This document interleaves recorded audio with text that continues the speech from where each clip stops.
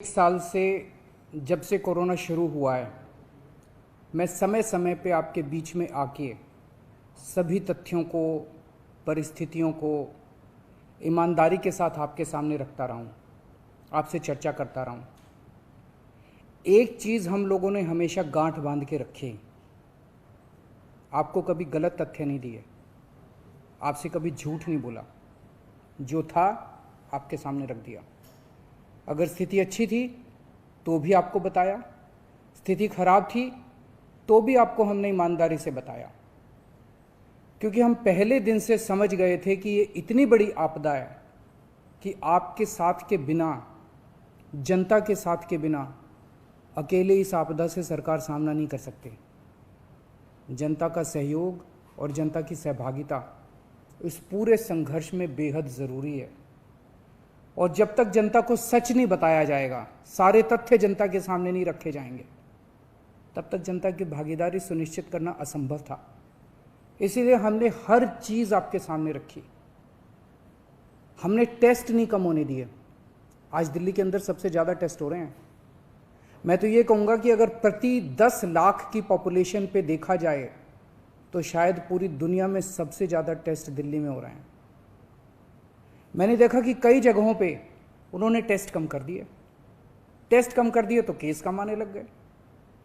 इस तरह से तथ्यों के साथ कई जगह हेरफेर करने की कोशिश की गई। हमने ऐसा नहीं किया। हमने टेस्ट कम नहीं किए, उल्टे कम करने की वजह हमने दिल्ली में टेस्ट कई गुने बढ़ा दिए। आज लगभग 1 लाख टेस्ट दिल्ली में डेली हो रहे हैं। हमने मौत के आंकड़े आपसे नहीं छुपाए। जितनी मौतें होती थी हमने सब आपके सामने रखी, ईमानदारी से रखी। अगर ज़्यादा हो रही थी तो ज़्यादा बताई, कम हो रही थी तो कम बताई। कितने बेड्स हैं, कितने आईसीयू बेड्स हैं, क्या परिस्थितियां हैं, हर चीज़ आपके सामने ईमानदारी के साथ रखी। और इसी वजह से जब भी हमने कड़े निर्णय लिए, हमें आपका पूरा सहयोग मिला, दिल्ली की जनता का पूरा सहयोग मिला। मैं हमेशा कहता हूं कि हमारी दिल्ली एक परिवार है। दिल्ली के 2 करोड़ लोग एक परिवार हैं। और जब परिवार में कोई आपदा आती है तो सारे परिवार के लोग मिलकर उसका सामना करते हैं। अब भी हम सभी मिलकर इसका सामना करेंगे। पहले भी जीत हुई थी, अब भी जीत होगी। आज दिल्ली में क्या परिस्थिति है? पिछले 24 घंटे में दिल्ली में लगभग 23,500 केस आए हैं। उसके पिछले 24 घंटे में लगभग 25,500 केस आए थे। तो पिछले 3-4 दिन से रोज हम देख रहे हैं लगभग 25,000 के करीब केस आ रहे हैं। पॉजिटिविटी बहुत ज़्यादा बढ़ गई है, संक्रमण दर बहुत ज़्यादा बढ़ गई है। दिल्ली के अंदर अस्पतालों में उपलब्ध बेड्स की भारी कमी हो रही है।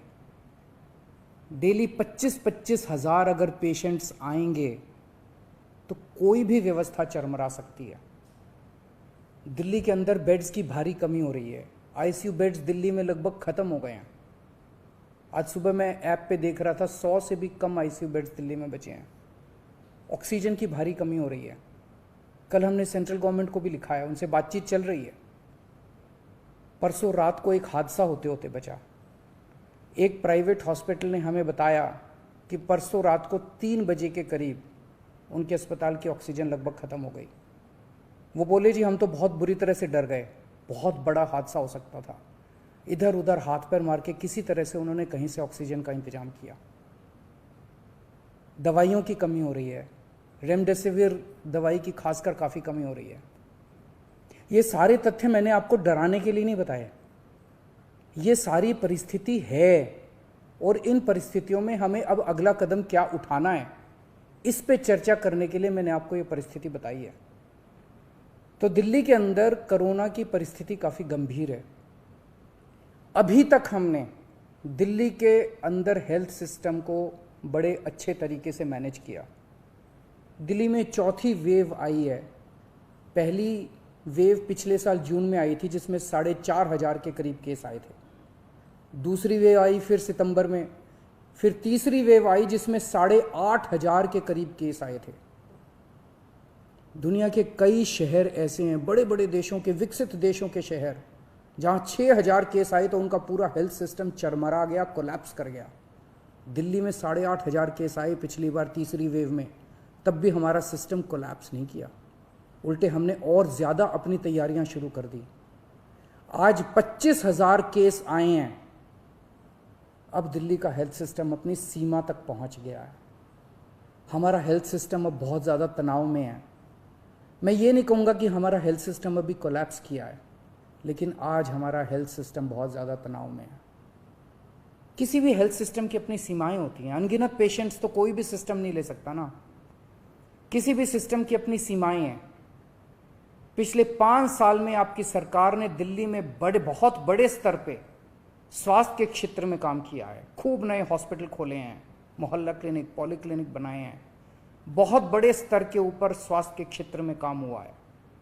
यही कारण है कि आज 25,000 केस के ऊपर भी दिल्ली का सिस्टम चल रहा है। लेकिन अब इसके बाद अगर तुरंत कुछ कठोर कदम नहीं उठाए गए तो ये सिस्टम कोलैप्स कर सकता है। और अगर हेल्थ सिस्टम कोलैप्स कर गया तो मुझे डर है कहीं बहुत बड़ी त्रासदी ना हो जाए। जैसे मैंने बताया कि कल एक अस्पताल में ऑक्सीजन बिल्कुल ख़त्म हो गई थी और बहुत बड़ी त्रासदी होते होते बची। मैंने वीडियोस देखे हैं, तस्वीरें देखी हैं, आपने भी देखी होंगी सोशल मीडिया पे। दुनिया के कई शहर ऐसे हैं जहां कॉरिडोर में पेशेंट्स पड़े हुए हैं, सड़कों के ऊपर लोग दम तोड़ रहे हैं। अभी तक हमने दिल्ली को उस किस्म की त्रासदी से बचाया है, वैसा नहीं होने दिया। आज सुबह 11 बजे मेरी और एलजी साहब की मीटिंग हुई और इन सारे पहलुओं के ऊपर, सारी परिस्थिति के ऊपर काफ़ी विस्तार से बातचीत हुई। और उस बातचीत के बाद हमें ये लगा कि दिल्ली का हेल्थ सिस्टम बड़ी मात्रा में और अधिक पेशेंट्स अब लेने में असमर्थ है। अगर हमने अभी लॉकडाउन नहीं लगाया तो कहीं ऐसा ना हो कि बड़ी त्रासदी हो जाए। हम किसी भी हालत में दिल्ली को उस परिस्थिति में नहीं ले जाना चाहते जहां कॉरिडोर के अंदर पेशेंट्स पड़े हैं, सड़कों पे लोग दम तोड़ रहे हैं। आज सभी परिस्थितियों का जायजा लेने के बाद आपकी सरकार को ये लगता है कि दिल्ली में कुछ दिन के लिए लॉकडाउन लगाना ज़रूरी है। तो आज रात को 10 बजे से अगले सोमवार को सुबह 5 बजे तक 6 दिन के लिए दिल्ली में लॉकडाउन लगाया जा रहा है। इस दौरान जाहिर है कि जो एसेंशियल सर्विसेज हैं वो जारी रहेंगी, खाने पीने की, मेडिकल व्यवस्थाओं की वो जारी रहेंगी। ये शादियों का सीज़न है, लोगों के बड़े मुश्किल से रिश्ते बनते हैं, हम उनके रिश्ते तोड़ना नहीं चाहते। तो लोगों की शादियां संपन्न हों, लेकिन केवल 50 लोगों के गैदरिंग के साथ संपन्न हो। उसके लिए अलग से पास दिए जाएंगे। इसके बारे में अभी थोड़ी देर में डिटेल्ड ऑर्डर जारी हो जाएगा कि कौन कौन सी चीज़ें जारी रहेंगी और कौन सी चीज़ों पर पाबंदी रहेगी। मैंने और एलजी साहब के हम दोनों ने निर्णय तब लिया है जब हमारे पास कोई उपाय नहीं बचा था। हमारे लिए निर्णय लेना आसान नहीं था, क्योंकि मैं समझ सकता हूं कि लॉकडाउन के दौरान किस तरह से लोगों के रोज़गार ख़त्म हो जाते हैं, लोगों की कमाई ख़त्म हो जाती है, और ख़ासकर सबसे गरीब तबके के लिए तो ये बेहद मुश्किल होता है। जो दिहाड़ी करके रोज़ कमाते हैं उनके लिए तो बेहद मुश्किल हो जाता है। पिछली बार जब देश में लॉकडाउन लगा था, हमने देखा कि किस तरह बड़ी संख्या में प्रवासी मजदूर अपने गांव जाने लगे थे। उनसे मैं ख़ास तौर से हाथ जोड़ के अपील करना चाहता हूँ, ये छोटा सा लॉकडाउन है, 6 दिन का, दिल्ली छोड़ के मत जाइएगा। आपके आने जाने में इतना समय खराब हो जाएगा, इतना पैसा खराब हो जाएगा, इतनी ऊर्जा खराब होती है। दिल्ली में रहिए। मुझे उम्मीद है कि ये छोटा लॉकडाउन है और छोटा ही रहेगा। मुझे पूरी उम्मीद है कि शायद बढ़ाने की ज़रूरत ना पड़े। आप दिल्ली में रहिए। यकीन मानिए, हम पूरी ईमानदारी के साथ सब मिल के लड़ेंगे तो जल्दी इस मुसीबत से छुटकारा पाएंगे। मैं आपको यकीन दिलाता हूँ, सरकार आपका पूरा ख्याल रखेगी। मैं हूँ ना, मुझ पे भरोसा रखिए। मेरी दिल्ली के सभी नागरिकों से अपील है कि ये निर्णय हमने बहुत मुश्किल से लिया है। आप सब लोग जानते हैं कि मैं लॉकडाउन के सख्त खिलाफ रहा हूँ। हमेशा से मैंने लॉकडाउन का विरोध किया है।